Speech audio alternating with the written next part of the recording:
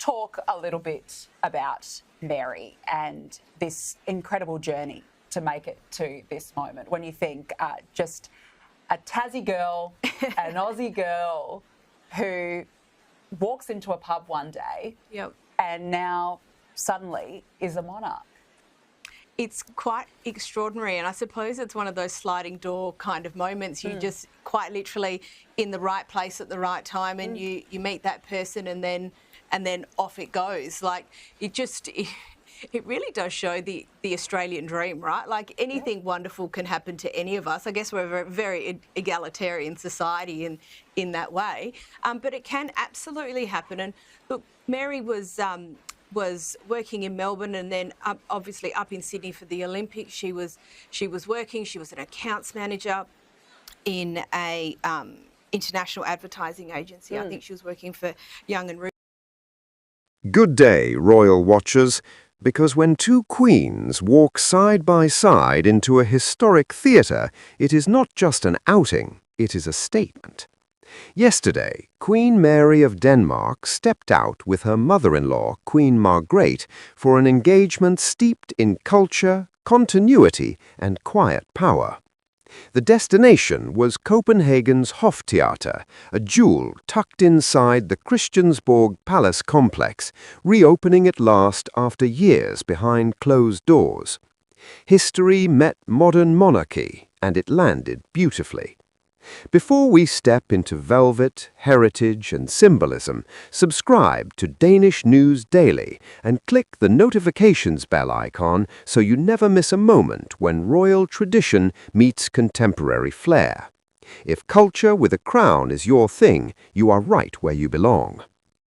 Now let us talk about the setting, because Hoftheater is not just another venue.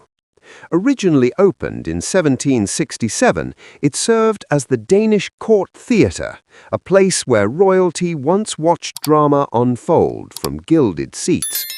After years of extensive restoration, its reopening feels like Denmark reclaiming a piece of its soul. Naturally, the two women most closely associated with protecting that soul showed up together. Smooth transition because their presence side by side mattered. Queen Mary, the reigning queen, and Queen Margrethe, the Queen Emerita, are famously devoted to culture, art, and national heritage. Seeing them walk together was not staged affection, it was genuine respect, a visual reminder that this monarchy values continuity over ego. Past and present, shoulder to shoulder, without competition. Then came the fashion, because symbolism often wears fabric. Queen Margrethe chose a monochrome purple crepe ensemble, dignified and unmistakably her. The shawl wrapped around her shoulders was practical elegance, protecting against the cold while reinforcing her signature style. Purple, historically tied to royalty, felt like a quiet nod to her decades of service. Mary, however, went in a different direction, and it was a masterstroke. She chose velvet, a fabric long associated with royalty, evening formality, and authority. Velvet does not shout, it absorbs light, reflects depth, and carries weight. While often reserved for festive seasons, Mary proved it works just as powerfully beyond holiday celebrations. This was velvet with purpose. What truly caught attention was that Mary debuted a brand new dress. For one of Europe's most sustainability-minded royals, that's noteworthy. She's known for re-wearing, tailoring, and transforming gowns across multiple appearances. But sustainability isn't only about repetition, it's about investing in timeless pieces designed to last. This dress clearly fits that philosophy. Designed by the British label Saloni, the navy velvet dress known as Domino is decorated with red floral motifs that add warmth and contrast. It features a high Oriental-style neckline, structured shoulders, a defined waist, puffed sleeves with fitted cuffs, and a straight mid-calf skirt. In short, it balances structure and softness with impressive precision. Now pause here, because the real talking point is the detail you might miss at first glance. A teardrop-shaped cutout at the collarbone adds a subtle modern edge.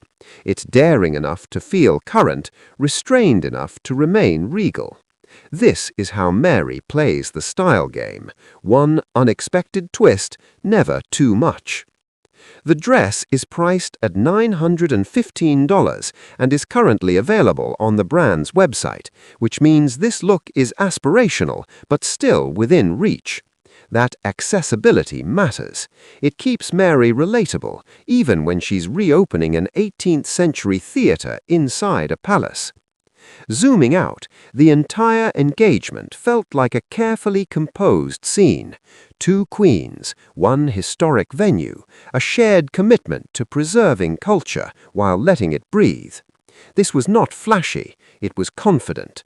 It showed a monarchy comfortable honoring its past while presenting a polished, relevant future. Moments like this are why the Danish royal family continues to resonate. They understand that culture is not frozen in time. It is restored, revisited, and reintroduced thoughtfully. And with figures like Mary and Margarett leading the way, Denmark's heritage looks very well dressed indeed. Thank you for watching, and thank you for your time.